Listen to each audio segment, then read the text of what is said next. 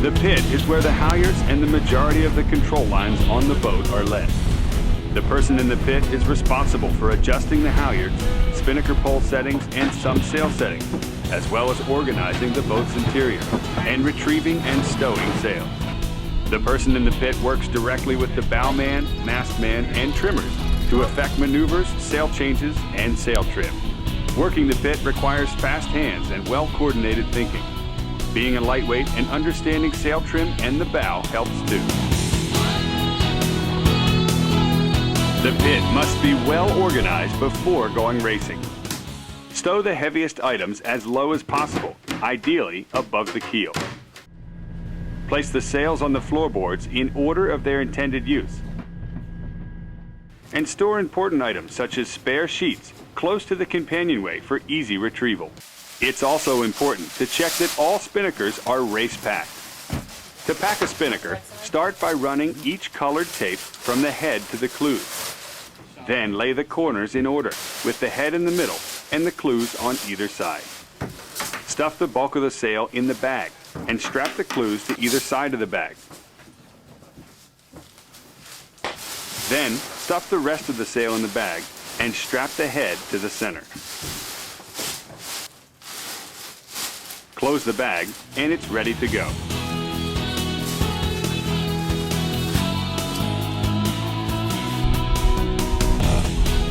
Finally, organize all control lines and halyards to make sure they're ready to run free.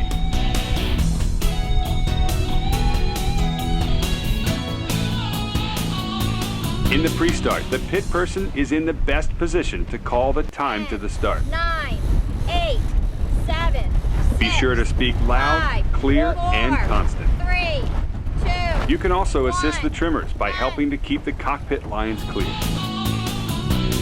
Upwind, you are the most likely person to come off the rail to adjust settings such as the vang, outhaul, or jib halyard. Always be sure to leave the jib halyard on the winch and the handle facing inboard so the halyard tension can easily be adjusted upwind. Before you leave the rail, make sure to check with the back of the boat first. The rule of thumb is only one person off the rail at any time in breeze. As the boat approaches the windward mark, you'll be responsible for bringing the spinnaker on deck for the bowman if it's not already connected. On the last tack to the windward mark, bring the topping lift and spinnaker halyard tails with you to the rail. When the bowman raises the pole, tail the topping lift from the rail while watching the end of the pole to make sure it doesn't get caught between the jib and headstay on the way up. Then, as the spinnaker halyard is hoisted, tail it from the rail until the boat flattens out. On some boats, this isn't possible, so jump off the rail at the last moment to tail. Make sure you have elbow room in the pit and keep up with the mastman so the halyard doesn't jam at the turning block. Jib halyard! In heavy air, the final part of the hoist may have to be winched. Once the kite is up, immediately drop the jib halyard. Sometimes a floater can do this if you're still working on the spinnaker halyard. Next, ease the upwind main settings such as outhaul, Cunningham, and vang to their downwind mark. Jib halyard on! Bring the rig forward! Some boats will also require that the rig be wound forward after the bowman has secured the end of the halyard to the bow. Finally, flake the entire spinnaker halyard from the working end to the tail, making sure it's ready to run free at the drop. In a tack set, the spinnaker is usually hoisted before the pole, with the spinnaker being free-flown and the pole hoisted afterwards. The important thing you need to know is what the call is ahead of time.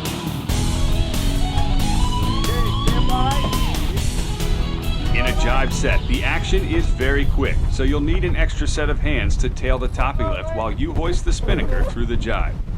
If you're on your own, raise the topping lift as soon as you finish hoisting the spinnaker. Then drop the jib and flake the spinnaker halyard. Hold the guy.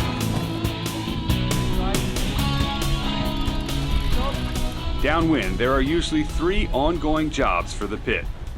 Monitoring and adjusting the pole height, assisting the spinnaker trimmer by grinding the sheet from the cabin top winch, and adjusting the main outhaul, Cunningham, and Vang while always being prepared for a jibe.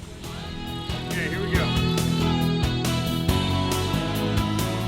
For a dip pole jibe, drop the outboard end of the pole to the bowman when the trip is called. The topping lift should be clearly marked at the deck for how far to lower the pole to clear the headstay. Once the guy is made, pull the outboard end of the pole back up before the pole is squared. In light air, the pole should be lower coming out of the jibe than going in. Okay, jibing. In an end-for-end jibe, the pole height needs to be low enough for the bowman to handle it. And if your boat has them, ease the old twing and pull on the new one as the boat jibes. Then raise the pole again if necessary. For a windward drop, raise the jib, then lower the pole. Watch to see that the bowman has the pole secured and is ready for the drop. Once it's called for, blow the spinnaker halyard fast enough to collapse the entire sail. This is usually 2/3 of the way down. Then momentarily stop the halyard to see that the foredeck crew has it under control. Finally, lower the rest of it to them and hit the rail.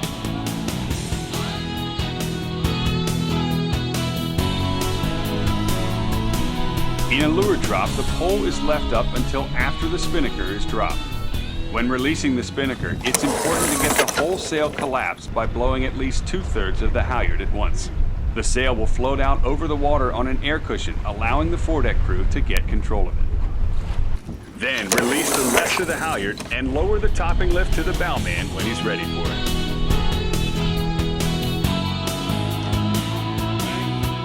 For a jibe drop, the jib will be raised on the port side. Okay, You may need to set up the jib halyard on the starboard cabin top winch to tension it. Then clear the winch and lower the pole to the bowman. As the boat jibes, drop the entire halyard to the foredeck crew, but monitor the drop. When done properly, the spinnaker should blow into the jib and scoop right down to the foredeck. When it looks like the drop is under control, head to the rail.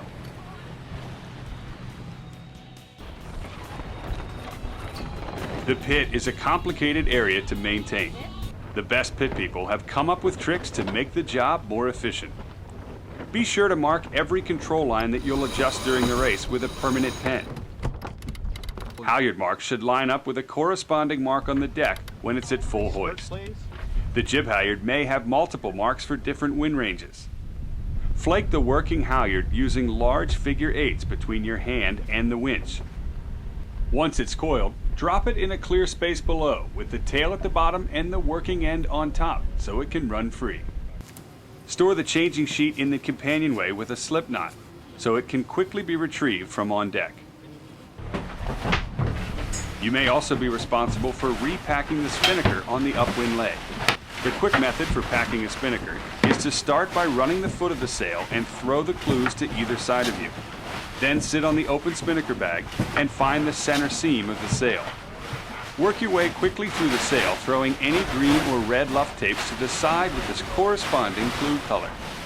When you reach the head, secure it to the sail bag with the center Velcro tab and stuff each side of the spinnaker into each side of the bag. Lastly, secure the clues and close the bag.